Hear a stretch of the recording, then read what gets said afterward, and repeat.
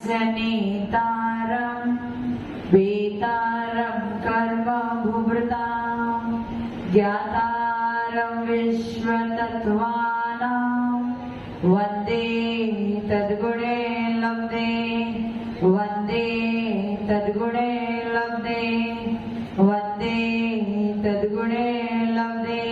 जो लोग पंच परमेश्वर भगवान की, देवादिनाथ भगवान की, अंतिम शासनपति महावीर स्वामी भगवान की, परम पूज्य गुरुदेव श्री आदि सागर महावीर की दिव्यमल सागर सन्मति सागर जी महाराज की, परम पूज्य गुरुदेव श्री सुंदर सागर जी महाराज की, द्वादशाम चिन्वाणी माता की।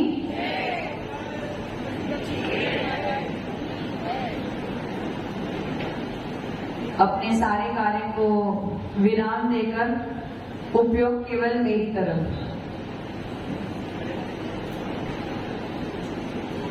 कल हम कौन से कर्मों के बारे में पढ़ रहे थे? वेदनीय और मोहिनीय। सुख और दुख का वेदन कराने वाला अथवा सुख और दुख की सामग्री को देने वाला है वेदनीय कर्म। और जैसे कोई जीव मदिरा पी के पागल हो जाता है, बेसुध हो जाता है, उसी प्रकार से मोहिनीय कर्म इंसान को पागल बना देता है, अंधा बना देता है। समझ में आ गया? और इन 8 कर्मों में से सबसे बड़ा राजा कौन है? मोहिनीय कर्म है। और इसके पीछे क्या कारण है? इसके पीछे कारण है कि सारे कर्म अपना फल दे रहे हैं, भले वो ज्ञानावर्णीय हो, दर्शनावर्णीय हो, वेदनीय हो, आयु हो, नाम हो, गोत्र हो, अंतराय हो, कोई भी कर्म अपना फल देता है। लेकिन उस फल में जो हमें राग और द्वेष कराता है वो कौन है? मोहनीय कर्म। यदि आप राग और द्वेष करना बंद कर दोगे तो आपका जीवन बहुत सरल और साधारण और सामान्य हो जाएगा। यदि कोई प्रतिकूल परिस्थिति, समझो वेदनीय कर्म ने आपके लिए प्रतिकूल परिस्थिति आपके सामने लाके खड़ी कर दी, यदि वेदनीय कर्म ने आपके सामने प्रतिकूल परिस्थिति सामने लाके खड़ा कर दिया है तो ठीक है ना, परिस्थिति जैसी होनी थी वैसी हो गई। लेकिन जो हम उसमें द्वेष कर बैठते हैं वो द्वेष कराने वाला कौन है? मोहनीय कर्म। हम उस परिस्थिति को खराब समझ रहे हैं, उससे द्वेष कर रहे हैं, और किसके कारण कर रहे हैं? मोहनीय कर्म के वजह से। यदि राजेंद्र जी मैं आपको पढ़ा रही और आपको समझ में नहीं आ रहा, और उसी समय पे डॉक्टर साहब को समझ में आ रहा है, अब आपको समझ में नहीं आ रहा है, डॉक्टर साहब को समझ में आ रहा है, बहुत सामान्य बात है कि आपको ज्ञानावर्णी कर्म अपना फल दे रहा है। फल तो उनको भी दे रहा है लेकिन उनको कम दे रहा है, आपको ज्यादा दे रहा है। लेकिन इसमें जो आपको मान कसाई होगी कि मुझे क्यों समझ में नहीं आ रहा है अथवा उसे ज्यादा क्यों समझ में नहीं आ रहा है, ये मान कसाई कराने वाला कौन है? मोहिनीय कर्म। यदि वो मोहिनीय कर्म अपना फल नहीं देता तो बस इतना ही था कि मुझे कम समझ में आया, उसे ज्यादा समझ में आया। नॉर्मल सी बात है, किसी जीव को कम समझ में आता है, किसी को ज्यादा। लेकिन उसमें जो क्रोध या मान कसाई कराने वाला या लोभ कसाई कराने वाला यदि कोई है तो वो कौन है? मोहनीय कर्म। हमने पूर्व में जैसे कर्म किए हैं उसका फल मुझे वर्तमान में मिलना है। इसमें किसी को कोई डाउट है क्या? राजेंद्र जी क्या विचार कर रहे हो? कोई काम याद आ रहा है क्या? काम याद आ रहा है? ऊपर जाना है। आचार्य ने कुछ लोगों को ऊपर भेज दिया है लेकिन आधे घंटे के लिए तो वो अटेंड कर सकते हैं क्लास। हाँ गए, संतोष जी ऊपर गए। संतोष जी मेरी आवाज को सुन रहे हो तो नीचे आ जाओ। काम तो होता रहेगा लेकिन ये कर्मों की चर्चा आपको पुनः सुनने वाली नहीं मिलने वाली है। देखो, कर्म का उदय सबके जीवन में आता है, इसमें कोई डाउट, और सब उसका फल भुगतते हैं। रो के भुगतो या हंस के भुगतो। जब अच्छे दिन आते हैं तो हम उसमें क्या हो जाते हैं? गदगद हो जाते हैं, उससे राग कर बैठते हैं, लोभ कर बैठते हैं कि मुझे ऐसे ही दिन कंटिन्यूस मिलते हैं। जो सौभाग्य मुझे आज मिला है वो पूरे जीवन पर वही सौभाग्य मुझे मिलते रहे। ये आपने क्या किया? लोभ कसाई किया।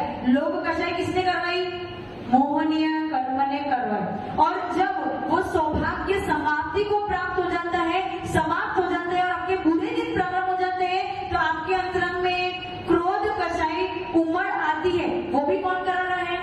मोहनीय। लेकिन यदि हम मोहनीय को साइड में रख दें, मोहनीय को साइड में रख दें और नॉर्मल तरीके से, जनरल तरीके से जो कर्म उदय में आ रहे हैं उसके फल को भुगते, तो ना आपको दुख के दिन में दुख की अनुभूति होगी, ना सुख के दिन में सुख की अनुभूति होगी। इसीलिए सबसे बड़ा राजा कौन है?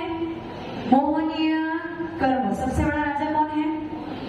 कोई व्यक्ति काला है, कोई व्यक्ति गोरा है। क्यों है? कर्मों की वजह से। परंतु किसी व्यक्ति को अपने कालेपन से तकलीफ होती है तो वो तकलीफ उत्पन्न कराने वाला कौन है? मोहनीय कर्म। वो हमेशा ये सोचता रहेगा कि मैं ही काला क्यों है, वो गोरा क्यों है। बस ये सोच उत्पन्न कराने वाला या दिमाग को खराब करने वाला यदि कोई है तो वो कौन है? मोहनीय कर्म। बस आपको इस मोहनीय कर्म को अथवा इस मोहनीय कर्म ने जो आपका दिमाग खराब करता है उसको जब आप हटा दोगे तो कर्म को संभालना या कर्म के फल को भुगतना आपके लिए बहुत बहुत आसान हो जाएगा। समझ में है? तो मोहनीय के बाद 5वें नंबर पे आता है आयु कर्म। कौन सा? आयु कर्म। आपकी अमित जी, आपकी आयु कौन सी है? आपकी आयु कौन सी है? हाँ, आपकी आयु क्या है? क्या है?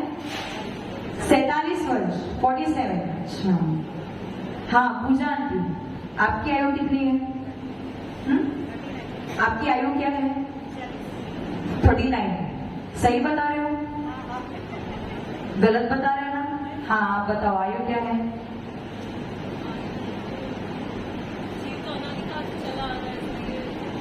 मैं आपसे पूछ रही हूँ आयु क्या है आपकी?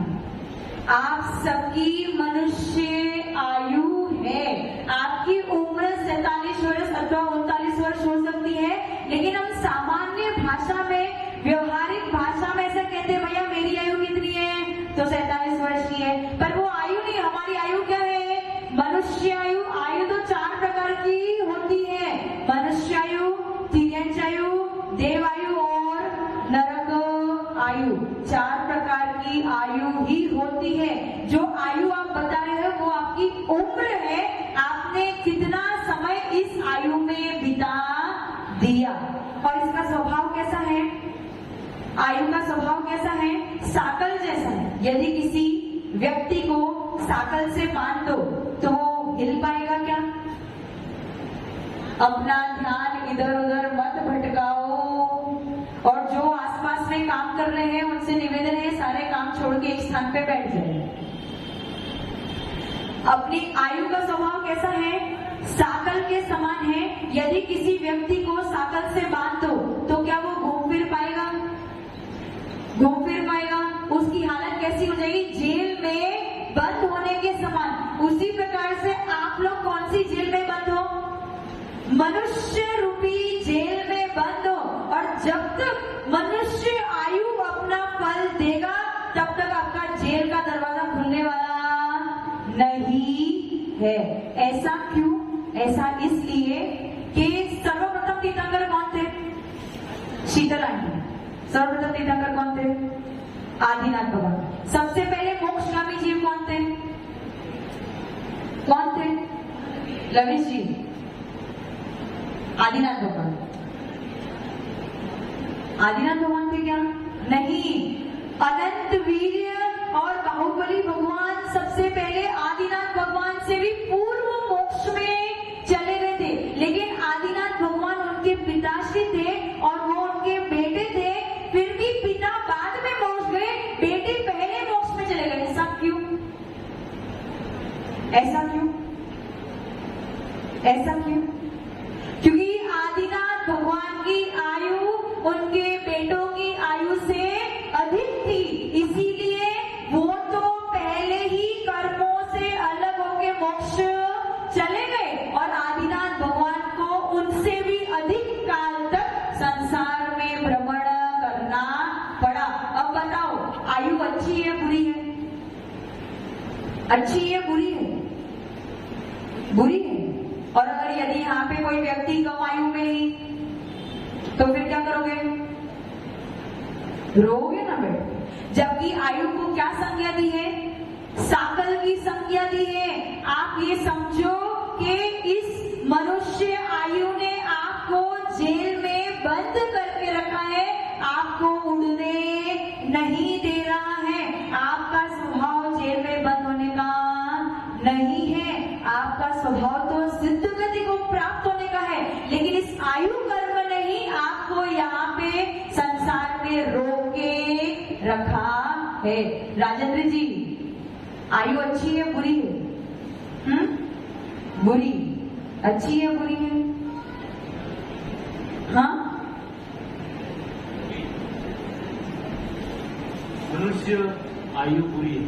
मनुष्य आयु बुरी है। टीनेज आयु अच्छी है, नरक आयु भी अच्छी है।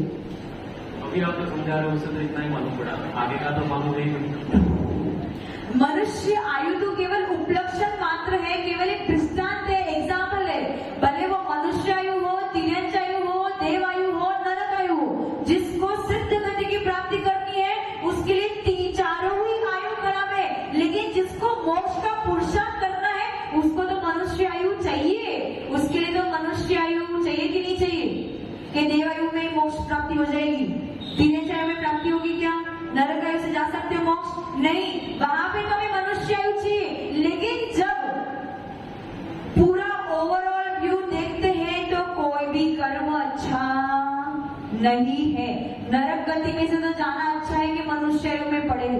नरक आयु में से जाने से अच्छा है कि जब कंपैरिजन करते हैं तो मनुष्य नरक और तिर्यंच में जाने से श्रेष्ठ है कि हम मनुष्य में पड़े रहे। लेकिन मनुष्य आयु से भी श्रेष्ठ क्या है? सिद्ध गति की प्राप्ति है। इसलिए आयु कर्म को भी साकल की संज्ञा दी गई है। समझ में है? अब उस दिन नैना आंटी ने प्रश्न पूछा था, कितने कर्मों का बंध हम निरंतर करते हैं? कितने कर्मों का बंध हम निरंतर करते हैं? हाँ संतोष जी, 3 दिन से क्लास में और आज भी छुट्टी पे जा रहे थे। काम तो एक बहाना है, काम तो रात भर में भी हो सकता है, पर क्लास रात को नहीं चलेगी, क्लास तो आधा घंटा ही चलेगी। बताओ कितने कर्मों का बंध जीव प्रति समय करता है?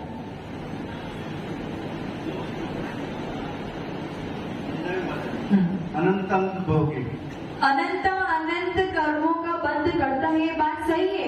उसके बाद जब आप क्लास में नहीं आए तो मैंने कुछ और भी सिखाया था। आपने पूछा नहीं अपने अरुण आंटी को? बैठ जाओ। कितने कर्म है अपने पास? मूल प्रकृतियां 8। कितनी है? 7 नहीं, 8। कितनी प्रकृतियां हैं? 8। ज्ञानावरणी, दर्शनावरणी, वेदनीय, मोहनीय, आयु, नाम, गोत्र और अंतराय।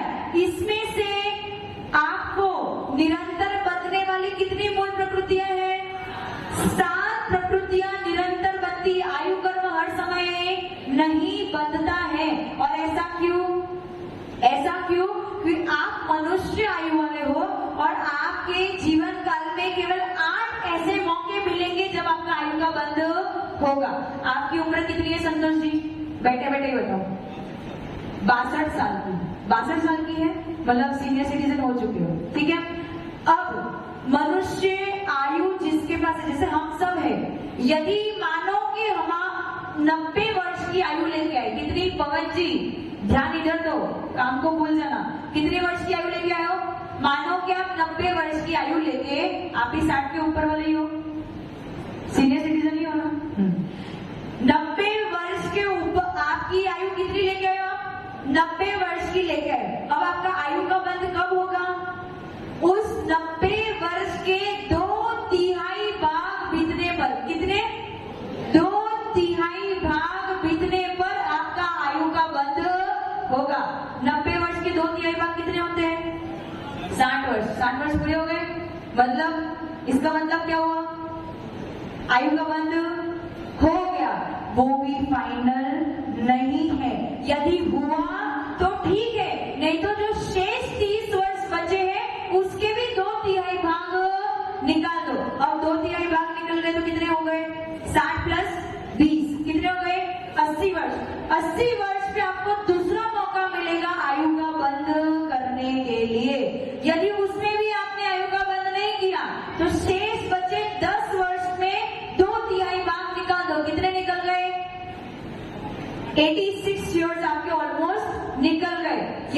यहाँ पे भी आपने आयु का बंध नहीं किया, तो जो शेष बचे 3 वर्ष है उसमें 2/3 भाग निकाल दो और 2 वर्ष निकल गए, 88-89 ईयर्स के हो गए। अब आप आयु का बंध करोगे, अथवा यहाँ पे भी नहीं करते हो। इसी प्रकार से आपको पूरे जीवन काल में 8 मौके मिलते हैं आयु का बंध करने के लिए।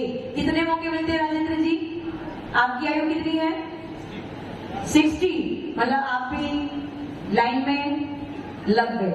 60 इयर्स की आयु इनकी है, मतलब ये भी लाइन पे लग चुके हैं। यहाँ पे तो मैं कह रही हूँ जिसकी 90 वर्ष की आयु है वो 60 के ऊपर पहुंचने पे सब आयु का बंध कर सकते हैं, लेकिन ये भरोसा नहीं कि आपकी 90 वर्ष की आयु की। तो आजकल तो 90 वर्ष मिलना मुश्किल है, समझ में ना? मतलब आप लोग सब तो हो सकता है बंद कर भी लिया हो अथवा नहीं भी किया हो, लेकिन जिसने 45 वर्ष के ऊपर पहुंच गए हैं, अपने आप को सावधान कर देना कि आपकी आयु का बंध कभी भी हो सकता है। और एक बार किसी गलत आयु का बंध कर दिया तो उसे कोई भगवान भी बदल नहीं सकता है। श्रेणिक राजा ने जब यशोधर मुनिराज के गले में मरा हुआ सर्प डाला था तो उन्होंने कौन सी आयु का बंध किया था? नरक आयु का बंध किया था। वही श्रेणिक राजा जो महावीर स्वामी भगवान के मौसा जी थे, वही श्रेणिक राजा जो प्रथम श्रोता थे, मुख्य श्रोता थे। किसके? महावीर स्वामी भगवान के समोशरण के मुख्य श्रोता थे। और मुख्य श्रोता पे तो भगवान की कृपा होनी चाहिए कि नहीं होनी चाहिए? होनी चाहिए ना। लेकिन फिर भी जब उन्होंने प्रश्न पूछा कि मुझे कहाँ जाना पड़ेगा, तो भगवान ने क्या बताया? आपको नरक गति में जाना पड़ेगा, क्योंकि आपने नरक आयु का बंध कर लिया है। तो श्रेणिक राजा ने क्या बोला? भगवान, मैं आपके गृहस्थ अवस्था का मौसा था, मैं आपके समोशरण का मुख्य श्रोता हूँ, मैं शायद सम्यक दृष्टि हूँ, फिर मुझे नरक आयु में क्यों जाना पड़ेगा? तो भगवान क्या बताते हैं? एक बार तुमने जिस आयु का बंध कर लिया उसके बाद आपको कोई छुटकारा, उसके बाद भले ही कितने अच्छे कर्म कर लेना, कितने ही साधु की सेवा कर लेना, कितनी ही भगवान की भक्ति कर लेना, एक बार जो आपने आयु का बंध कर लिया तो समझ लेना आप जेल में बंद हुए, अब उसका कोई छुटकारा। राजेंद्र जी, आयु का बंध हो गया, हो सकता है, समझ में आ रहा है? और उस 8 बार में भी यदि आप आयु का बंध नहीं करते हो तो मरण से एक अंतर मुहूर्त पहले तो आपका आयु का बंध होगा ही होगा। इसीलिए कहते हैं भले ही जीवन भर में कुछ नहीं किया, एटलीस्ट एक बार लास्ट मोमेंट में जब आपको लग रहा है कि आपका जीवन अंत समय पे आ गया है, बस अंतिम पड़ाव चल रहा है, तो किसी गुरुदेव के चरणों में चले जाना और उनको बोल देना मेरा समाधि मरण। यदि आपका आयु का बंध नहीं होगा तो आप समाधि मरण लेके निश्चित तौर में देव आयु का बंध कर सकते हो। समझ में आया? समझ में आया? ये जो मैंने प्रोसेस बताया किसके लिए है? ये मनुष्य और तिर्यंचों के लिए। किसके लिए? मनुष्य और तिर्यंचों के लिए। जबकि नारकी और देवों का आयु का बंध कब होता है? वो जब उनका मरण होगा उससे 6 महीने पूर्व उनकी आयु का बंध होता है। और जब आपका आयु का बंध हो रहा है, जिस प्रकार के आपके परिणाम होंगे, यदि आप क्रोध कर रहे होंगे, कसाई कर रहे होंगे, तो आप कहाँ जाओगे? नरक में जाओगे। यदि आप मायाचारी कर रहे हो तो कहाँ जाओगे? तिर्यंच गति में जाओगे। यदि आपके भाव शुभ है तो आप देव आयु का बंध करोगे, और अगर आपके सामान्य भाव है तो मनुष्य आयु का बंध करोगे। अब बताओ आयु का बंध किसके हाथ में है? भगवान के हाथ में। पवन जी, आपकी आयु का बंध कौन करेगा? भगवान जी। नलिनी आंटी, कौन करेगा? आप स्वयं ही करोगे। और आप तो सब सीनियर सिटीजन में पहुंच गए, हमें पता नहीं आपने आयु का बंध किया है अथवा नहीं किया है, लेकिन जो यंग जनरेशन बैठा है, जो 50 से नीचे वाले हैं, अभी भी आपके पास मौका है। अपने जीवन को सुधार लो ताकि आपका अगला जन्म भी अच्छा हो जाए। यदि भूल चूक से नरक आयु या तिर्यंच आयु का बंध कर लिया तो फिर कोई छुटकारा नहीं है। फिर तिर्यंच आयु की और नरक आयु की वेदना को सहन तो फिर कोई भगवान भी आपको बचा नहीं सकता है। समझ में आया? किसी को प्रश्न पूछना है? लवेश जी, कंप्लीटली समझ में आ गया? कंप्लीटली कि नहीं? हाँ कि ना? क्या हाँ या ना तो बोलो, समझ में आ गया। अच्छा, आपका प्रश्न ये होना चाहिए, हाँ साधना माइंड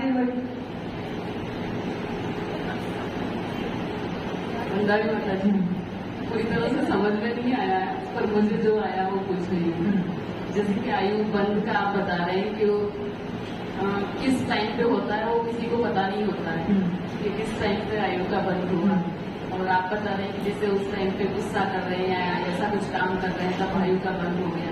तो कोई व्यक्ति अपने जीवन में बहुत सरल है, बहुत अच्छा है, पूरे टाइम अच्छे काम कर रहा है, पर किसी कारणवश वो उस टाइम पे कुछ ऐसी स्थिति बनती है और उस टाइम पे आयु का बंद हो जाता है, तो फिर उसका क्या कैसे बनेगा? उस समय उसकी जो आयु का बंद हुआ होगा बस उससे वही प्राप्ति होगी। पर पूरे टाइम उसने मतलब पूरा जीवन सही से निकाला, मतलब शेरनी राजा ने भी पूरा जीवन बहुत अच्छे से निकाला था, राज्य किया था और बहुत अच्छे से राज्य किया था। उन्होंने सबको हराया था युद्ध में, उन्होंने जब राज्य किया था बहुत अच्छे से किया था, लेकिन बस एक गलती, जो एक क्रोध था मुनिराज के प्रति, बस उस क्रोध ने ही उनको नरक में भेज दिया, जबकि वो आगे तीर्थंकर बनने वाले, लेकिन अभी कहाँ पड़े? नरक में पड़े। तो फिर व्यक्ति पूरे जीवन में अच्छे कर्म करता है तो उसका फल उसको क्या रहेगा? फिर एक बार के गुस्से में उसको आयु का मतलब पूरी तरह से समझ नहीं पाई। साधना आंटी का प्रश्न क्या है? वो क्या कह रही है? पूरे जीवन पर अच्छे कर्म किए, लेकिन एक बार कोई गलत कर्म ने मुझे कोई गलत आयु में डाल दिया। अब मैंने आपको पहले भी बताया था कि आज जो आप कर्म बांध रहे हो वो आज के आज आपको फल देने जरूरी नहीं है, वो अगले जन्म में ही आपको फल दे दे ये भी जरूरी नहीं है। भव लग जाएंगे आपको पिछले कर्म उदय में लाने के लिए। तो भले इस जन्म में आपने अच्छे कार्य किए, लेकिन आयु बंद करते समय यदि आपने कोई बुरा कार्य किया है और संक्लेशता पूर्वक किया है और कोई गलत आयु का बंद किया है, तो आपको उस आयु को तो भुगतना पड़ेगा। लेकिन जो अच्छे कार्य करते समय आपने जो कर्म बंद किया था वो अपना फल अगले भाव में नहीं और उसके बाद के भाव में भी दे सकता है। समझ में है? हाँ पवन जी।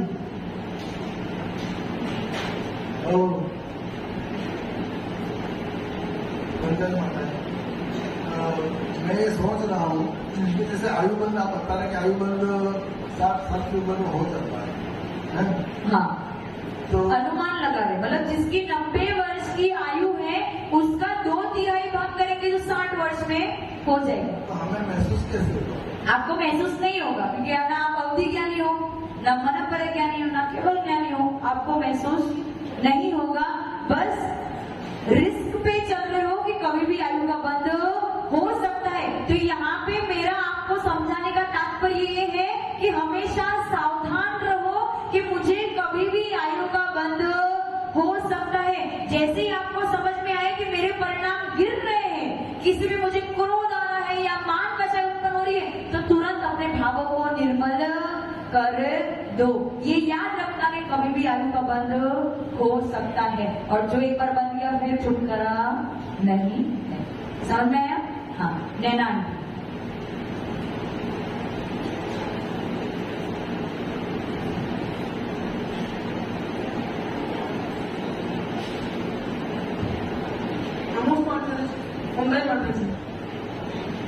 आप 3-4 दिन से बोल रहे हैं कि जैसे कि हमने पिछले बार में जो किया हो, जैसे कर्म किए हो, उसके अनुरूप हमें इस बार में कर्म भुगतने पड़ते हैं।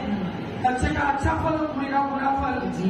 तो हम पिछले 3 साल में 2.5 साल में कोरोना जैसा महारोग पूरे विश्व में चाहते आता। तो क्या ये सबके एक जैसे कर्म बंधे थे, सबने बुरे कर्म किए थे, सबके एक साथ फल मिला कोई कोरोना का? आपका जो प्रश्न है ना वो क्या पूछ रही है आंटी कि कोरोना में बहुत सारे लोग पीड़ाग्रसित हुए थे, बहुत लोगों को रोग हुआ था, तो क्या सबने एक जैसे कर्म किए थे? बैठ जाओ। इसका उत्तर जो है थोड़ा सा हाई लेवल का है, फिर भी समझाने की कोशिश करूंगी। आपके पास कर्मों का बैलेंस बहुत सारा पड़ा है। असाता वेदनी यानी जो आपको दुख की सामग्री दे। कोरोना किसी को हो गया तो कौन से कर्म की वजह से? असाता वेदनीय कर्म के वजह से। अब वो आपको क्या देने वाला है? दुख देने वाला है। अब ये असाता वेदनीय कर्म का बैलेंस आपके पास पूरी तरीके से पड़ा हुआ है, फुल भरा पड़ा है।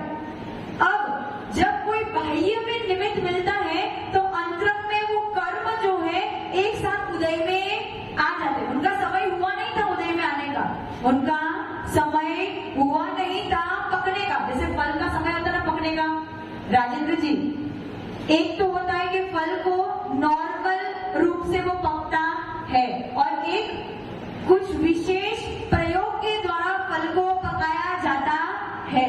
तो जो नॉर्मल तरीके से पकता है उसमें नॉर्मल तरीके से आपके कर्म धीरे धीरे उदय में आते हैं। लेकिन जब कोई ऐसी महा बीमारियां आती है तो यदि आपका ऐसा उपादान हो तो जो असाता वेदनी आपके बैलेंस में पड़े, अभी पके नहीं है, लेकिन उस कोरोना की वजह से वो एक साथ उदय में आके अपना फल दे देंगे। तो जिसका ऐसा उपादान था उनके जितने भी असाता वेदनीय कर्म सत्ता में पड़े थे वो उदय में आके अपना फल दे रहे थे। समझ में आया? हाँ, चंदन बाबू।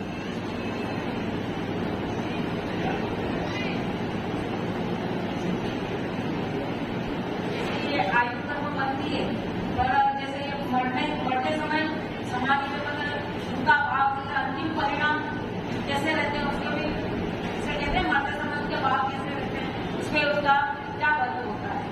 आंटी का प्रश्न क्या है? मरते समय जैसे भाव रहते, ऐसा कहता ना कि मरते समय जैसे भाव होंगे उसी प्रकार की गति में जाओगे। पवन जी ध्यान इधर दो। जैसे अंतिम समय परिणाम कैसे रह सकते ऐसा कहते हैं, पर इतना याद रखना, आपका जैसा आयु का बंद हुआ होगा अंतिम समय में आपके भाव वैसे ही बन जाएंगे। बहुत बार ऐसा देखने में आता है कि बुढ़ापा आ गया है, हॉस्पिटल के बेड पे पड़े हैं, लेकिन फिर भी खाने की इच्छा हो रही है, आलू खाना है, प्याज खाना है, रात को भी खाना है, क्रोध के परिणाम हो रहे हैं, सब पे चिल्लाए जा रहे हैं, जबकि अंतिम समय आ गया तो समझ लेना उनकी कोई ना कोई गलत आयु का बंद हो गया है, जिसकी वजह से उनके परिणाम वैसे बन रहे हैं। और बहुत बार ऐसा भी होता है कि जिसकी देव आयु का बंद हो गया हो, जिसका देव आयु का बंद हो गया हो सकता है जब उसे पता चल रहा है कि मेरा अंतिम समय आया है तो उसके भाव क्या बन जाएंगे? बस मुझे हॉस्पिटल, मुझे कहाँ ले जाओ, मुनिराज के पास ले जाओ, मुझे समाधि मरण। तो समझ लेना उनका कोई ना कोई देव आयु का बंद हो गया है, जिसकी वजह से उनके उज्जवल भाव बन रहे हैं। और ये नियम है। क्या नियम है पवन जी? अच्छे से सुनो। ये नियम ये है कि आप दीक्षा लेते हो, यदि आप दीक्षा लेते हो और दीक्षा लेने के बाद यदि आयु का बंद होता है तो केवल देव आयु का ही बंद होगा। ये जो हम सब जवान जो बैठे हैं ना, हम सब दीक्षा ले चुके हैं और अब हमारा जो आयु का बंद होगा कौन सा होगा?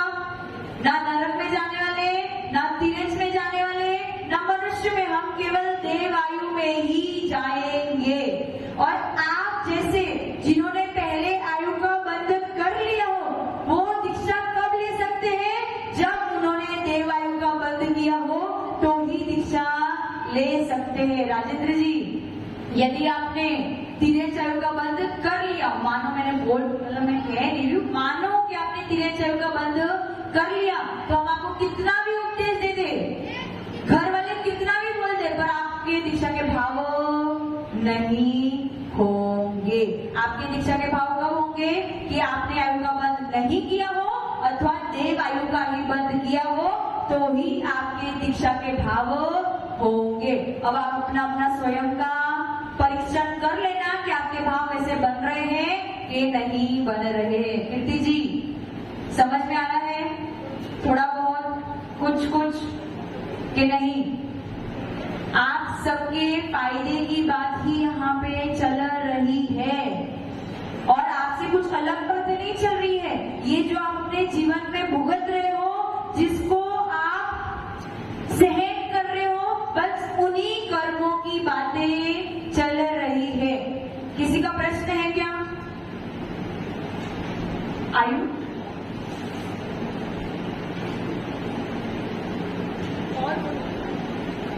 आयु हाँ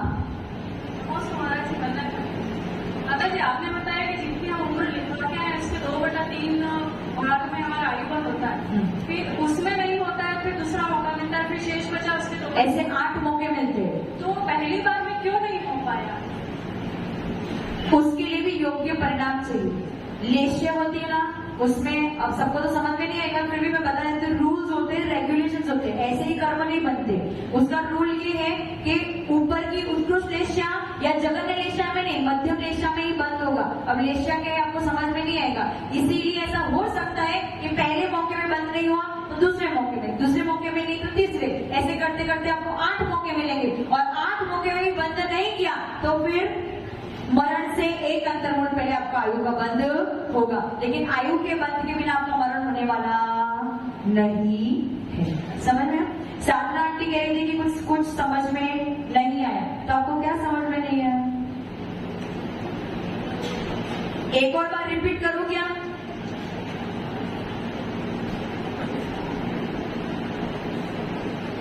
चलो, आज तो नहीं, कल की तो छुट्टी है, परसों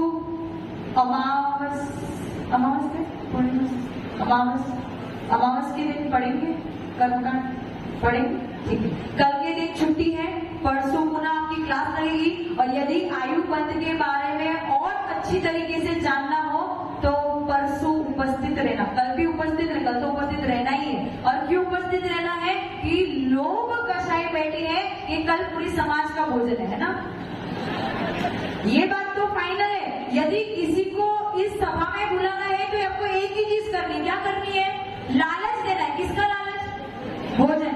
भोजन का लालच दिया तो तुरंत व्यक्ति सभा में आ जाएगा। बाकी ऐसे धर्म उपदेश जिसको आपको प्राप्त करने के लिए कितने भी करोड़ों अरबों रुपए दे देना तो भी आपको ऐसा धर्म उपदेश प्राप्त होने वाला, और ऐसा सामान्य भोजन तो आपको कैसे भी प्राप्त हो सकता है। लेकिन फिर भी आप सबकी परिणति क्या है?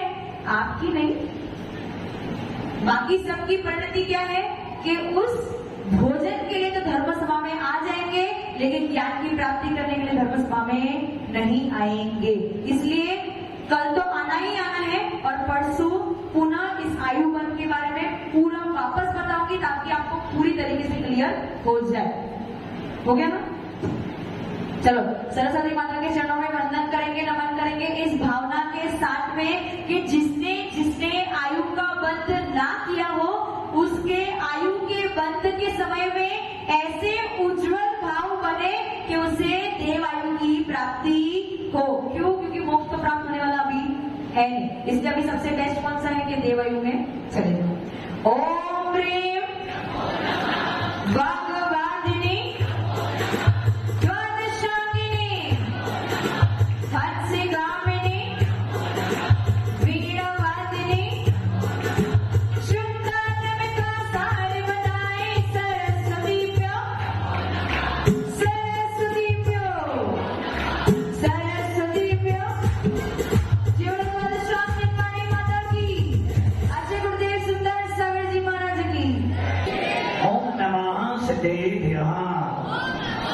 पंचप्रवेशी भगवान की, अंतिम संस्कृति भगवान महावीर स्वामी की, आचार्य गुरुदेव सन्मति शंकर जी महाराज की, द्वादशांगिरवाणी माता की जय। आचार्य श्री सुंदर सागर जी गुरुदेव की, गुरुदेव की, गुरुदेव की। भव्य आत्मा परतंत्र है, आत्मा परतंत्र है, राग द्वेष करती है, और जब राग द्वेष करती है तो कर्मों को बुला लेती है, और जब कर्म बनते हैं तो अपना अपना फल भी देते हैं। कोई भगवान हमें फल देने वाला, कौन फल देगा?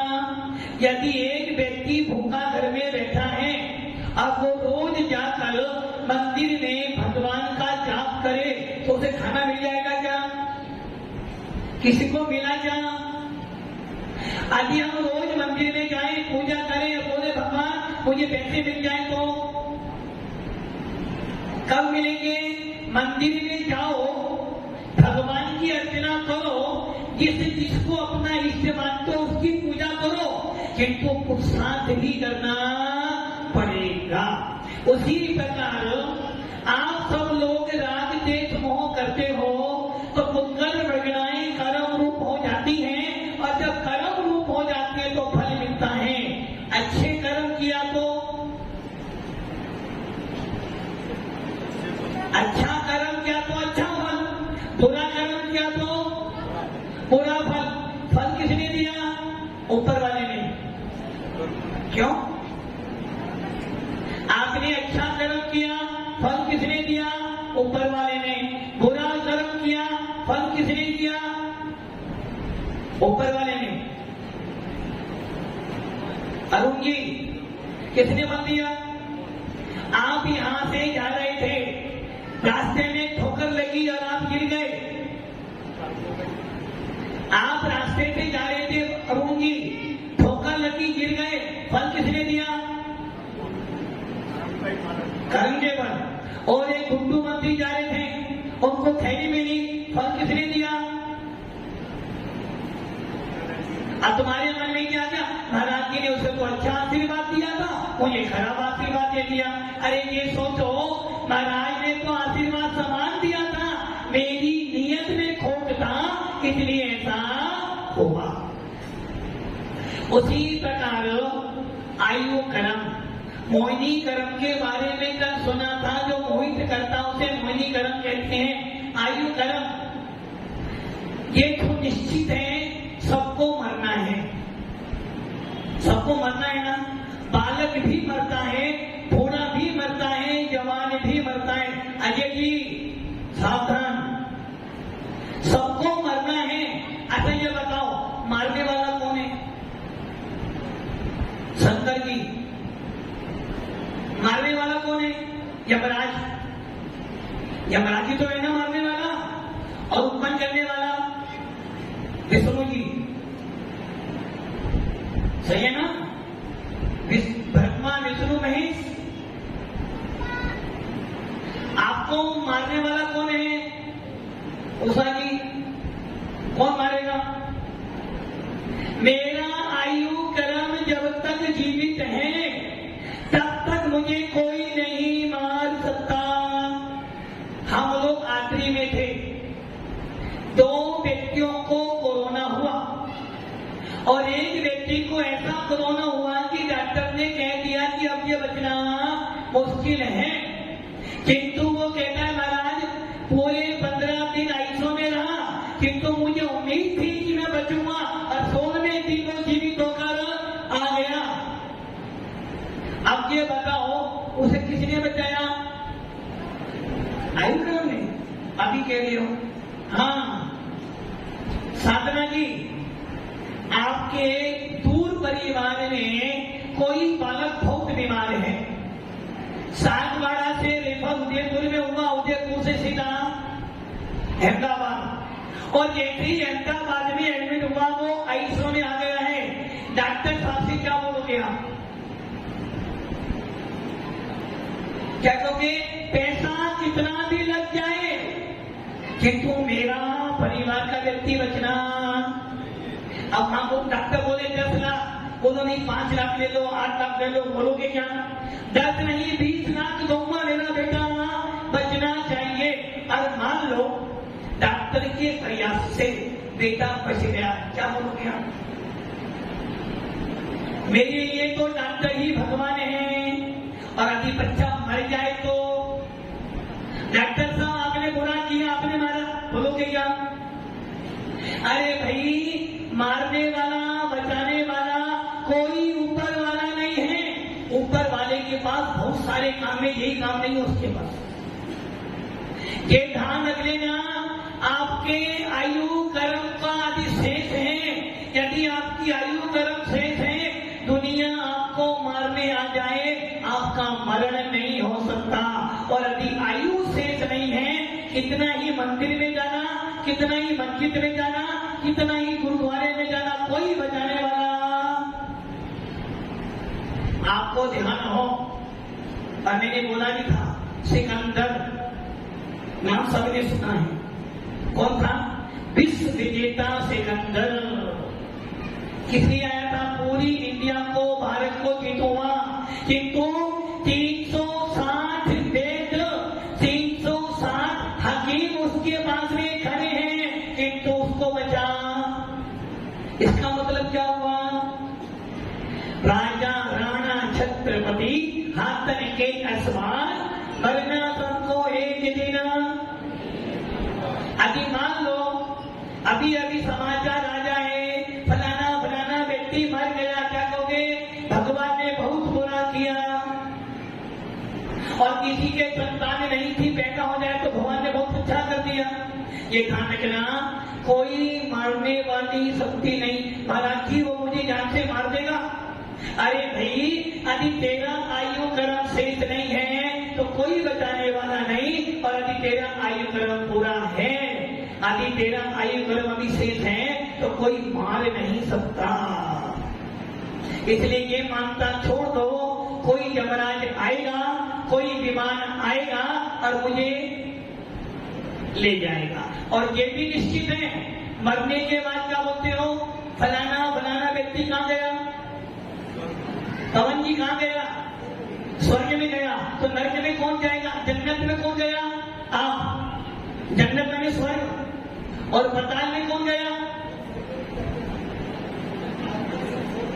अच्छा, आजकल सब स्वर्गों में जाते तो पता पूरा खाली हो जाएगा। क्या एक तो स्वर्गवास, स्वर्गवास स्वर्ग में गया। आप देखने गए थे क्या? जीवन भर को उसने हिंसा करी, जीवन भर को झूठ बोला, जीवन भर को दूसरों को उल्लू बनाया, जीवन भर को उसने मांसाहार किया, और फिर गए कहाँ गया? स्वर्ग में गया। और एक व्यक्ति जीवन भर मंदिर गया, जीवन भर उसने पूजा भक्ति की, जीवन भर दूसरों का भला किया, मर के कहाँ गया? वो नरक में। देखो में पाप करने वाला भी स्वर्ग, पुण्य करने वाला भी स्वर्ग।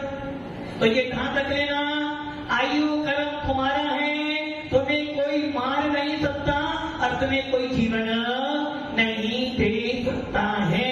और आयु कर्म के लिए मात्र पूरे जीवन में 8 बार अवसर मिलता है।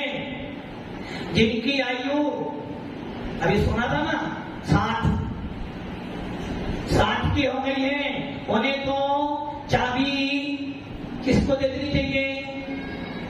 पवन जी, चाबी दे दो बेटों को, और तिजोरी वाली चाबी दे दो हुक्रानियों को।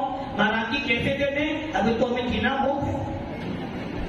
यदि आपकी उम्र 50, 55, 60 हो गई है, घर के पेपर बेटे को दे दो, बेटा तू संभाल, मैं तो चला काशी मथुरा। कीर्ति जी, मैं तो चला समय सिखा, जब महाराज के संग में रह रहा हूं, मैं तो तुम संभालो। इसलिए कहा जाता है, जब जिम्मेदारी पूरी हो जाओ तो घर छोड़ दो, वरना मरने के बाद बेटा तुम्हें जला कर। इसलिए भव्य आत्माओं ये ध्यान रख लेना, आयु कर्म है तुम्हारा, इसलिए कोई जीवन देने वाला नहीं है। जैसा कर्म करेगा वैसा फल देगा भगवान। कौन सा भगवान? तुम कह रहे हो महावीर भगवान, कोई कह रहा गुरु नानक, कोई कह रहा अल्लाह, और कोई कह रहा है शिव शंकर। कोई भगवान तुम्हारे काम आने वाला। यदि कोई भगवान काम आएगा तो तेरे अंदर जो भगवान आत्मा बैठी है, तेरे अंदर जो परमात्मा बैठा है, वो ही काम आएगा। जो तू अच्छे कर्म करता है वो भी देख रहा है, बुरे कर्म करता है वो भी देख रहा है। इसलिए क्या करना? क्या करना? बुरे कर्म करना। पवन जी जब माता जी बोल रही थी ना 8 बार अवसर मिलता है, तो वो सोच रहे थे पहली बार में नहीं, दूसरी बार में बांध लूंगा, तीसरी बार में, और अभी 8 बार में नहीं भी बन रहा, मरने से पहले तो बांध लूंगा। किंतु ये ध्यान रखना, यदि नरक आयु का या गलत आयु का बंद हो गया तो फिर कोई बचाने वाला, इसलिए भलाई इसी में है, इसी में भलाई है कि संयम धारण अध्यक्ष तो बनी हो, अब जो अध्यक्ष बनता है उसके लिए नियम होना चाहिए, जो एक बार अध्यक्ष बन जाए तुम्हारे उसे महाराज बन जाना चाहिए। ये ध्यान रखना, जैसा हम कर्म करेंगे वैसा आयु बंद होगा, जैसे भाव बनाएंगे वैसे कर्म बंद होंगे, और इस प्रकार के भावों से हम दूसरों को देखेंगे वैसी आयु बंद होगी, और जैसी आयु बंद होगी वैसी मति होगी, जैसी मति होगी वैसी गति होगी। इसलिए अपनी मति को अच्छा बनाओ तो अच्छी गति मिलेगी, और अच्छी गति बिना आयु के मिलने वाली नहीं है। इसलिए हमारे को मारने वाला कौन? प्रेरणा जी, प्रेरणा जी, आपको ऊपर कौन ले जाएगा? भगवान, भगवान आप ले जाओगे अपने आप को ऊपर, तो आप ही तो ले जाओगे ना, आपकी आयु में नाम। ये ध्यान रखना, किसी को हम बचा नहीं सकते, किंतु इतना कर सकते हैं अपने भाव को अच्छा निर्मल बना सकते हैं। जो जाएगा वो आएगा भी, और जो आएगा वो जाएगा। इसलिए प्रत्येक जीव का अपना आयु कर्म है, सबको जाना है, तुम्हें भी जाना है और हमें भी। कहाँ जाना है आपको राजू जी? घर, घर जाना है ना? कौन से घर? इसलिए अपने आयु कर्म के ऊपर विश्वास करो, मेरा आयु कर्म शेष होगा तो मेरा जीवन है, नहीं तो ये पर्याय विनाश होगी। आत्मा तो अविनाशी अजर अमर है। कर्म करेंगे। ओम नमः सिद्धे।